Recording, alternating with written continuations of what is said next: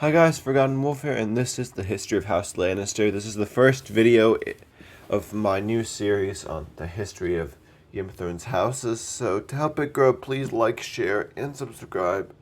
At 25k views, I'll do a video on every single Nintendo game that is being made right now, and at 100 subs, I'll be doing a video on the FNAF Timeline. It'll be 1 hour. So let's begin. House Lannister was founded during the Age of Heroes by Lan the Clever, and the first king of Castle Rock was King Leron Lannister. King Leron Lannister wouldn't rule for long, though, as during Aegon's conquest. This during the Field of Fire, King Leron was captured by Aegon's sisters Visenya, Rhaenys, and their dragons, and unlike House Gardner, the Lannisters bent the knee and became lords of Castle Rock and Lord Paramount of the Westerlands. For a while, there was calm for the Lannisters until the build-up of the Dance of the Dragons. The Lannisters sided with the Greens, led by Queen Alicent Hightower, but as a result, when Alicent's father became head of the King, Sir Tywin Lannister was named Master of Ships.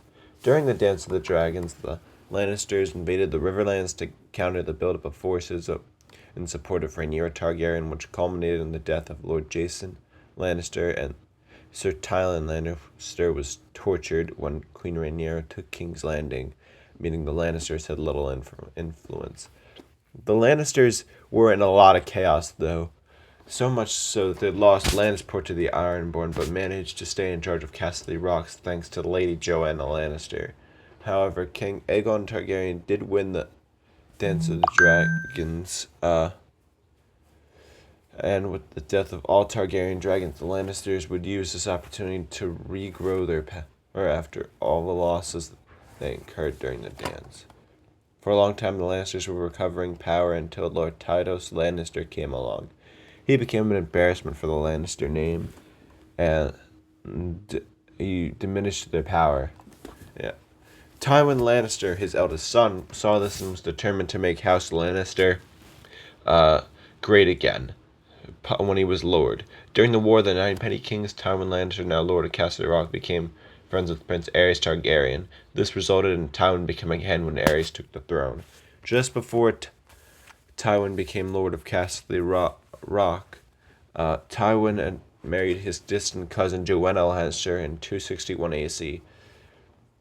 And later that year, Lady Joanna would give birth to twins. They were named Jaime Lannister and Cersei Lannister. A couple years later, Joanna became pregnant with the couple's third child. However, disaster struck when during childbirth, she died. She did give birth to Tyrion Lannister in 65 AC, but she did die. At the same time, Tywin's relationship had been breaking down with King Aerys. This ultimately culminated when Tywin's relationship with Aerys reached a breaking point as 17-year-old Jaime Lannister, an heir to Castle Rock, was named a member of the Kingsguard. This meant that Tywin would have to rely on his dwarf son Tyrion to be heir. Although this was the straw that broke the camel's back, also something that should be noted is that King Aerys rejected Tywin's offer of Cersei Lannister to marry the heir to the throne, Rhaegar Targaryen. This all resulted in the Lannisters being stripped of the heir, and Lord Tywin returned to Castle Rock as he quit being head of the king.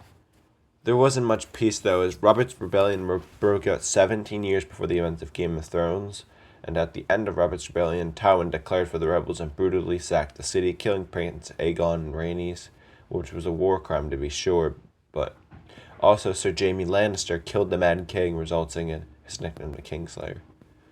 The now King Robert Baratheon had been promised to Lyanna Stark of Winterfell, but after her death, birthing Jon Snow, Robert needed a queen. The hand of the king, Lord Jon Arryn, convinced Robb that he should marry Lady Cersei Lannister of Castle Rock to shore up a strong alliance between the Lannisters and the Baratheons. Of course, Tywin accepted this offer, and Cersei Lannister became Queen of the Seven Kingdoms. The marriage started off well, which is all I can say. It started off well. They had an infant that died, and yeah, that's it.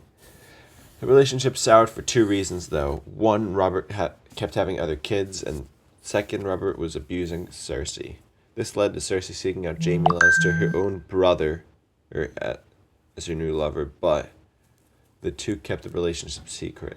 In 284 AC, Jaime got Cersei pregnant, and they had Prince Joffrey, who took the name Baratheon, as the whole world thought Robert was the father. In 288 AC, Queen Cersei had a second child, Marcel Baratheon, again with Jaime. In 290 AC, Cersei would have her final child with supposedly Robert, even though it was Jaime, being Prince Tommen Baratheon. There was peace in King's Landing, though, until 297 AC, when Littlefinger and Lady Lysa Arryn murdered Lord Jon Arryn from the Lannisters. Luckily for the Lannisters, it seemed Lord Jon Arryn found out the truth that Joffrey, Marcel, and Tommen were all bastards. But in 298 AC, Lord Eddard Stark became Hand of the King, and the realm would devolve into chaos.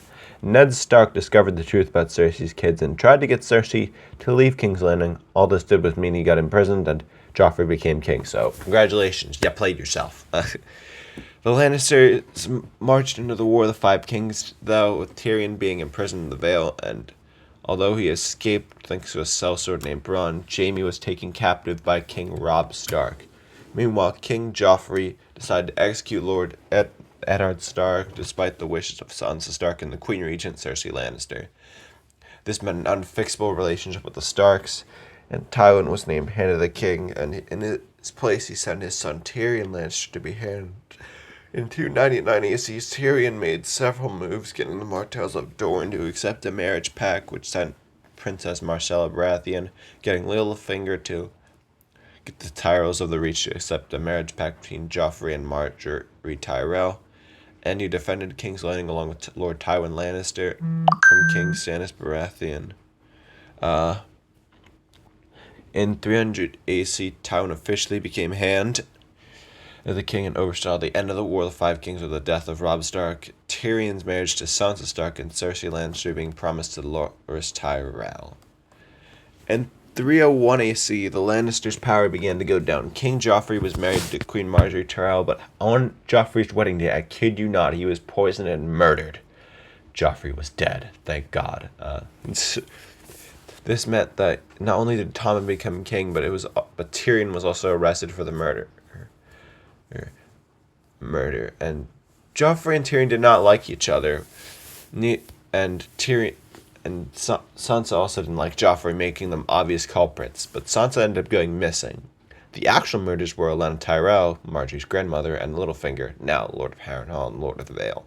Olenna first learned of Joffrey's cruelty from Sansa the year before, and sensing a spot to increase her own house's power by making the gullible Tommen king, with Marjorie able to influence him, Littlefinger wanted Tyrion dead so he can come into possession and control Sansa, the key to the north. Anyway, Tyrion was tried, and he demanded a trial by combat, which Oberyn Martell fought Gregor Clegane, and Oberyn died, which meant that Tyrion would die. However, Tyrion did not die. Tyrion's brother, Jaime Lannister, freed Tyrion from the jail cell, and the Master of Whispers, Varys, gave him a crossbow, which Tyrion used to kill his father. Damn. Tywin Lannister was dead, and Varys and Tyrion started their travel east to meet Queen Daenerys Targaryen.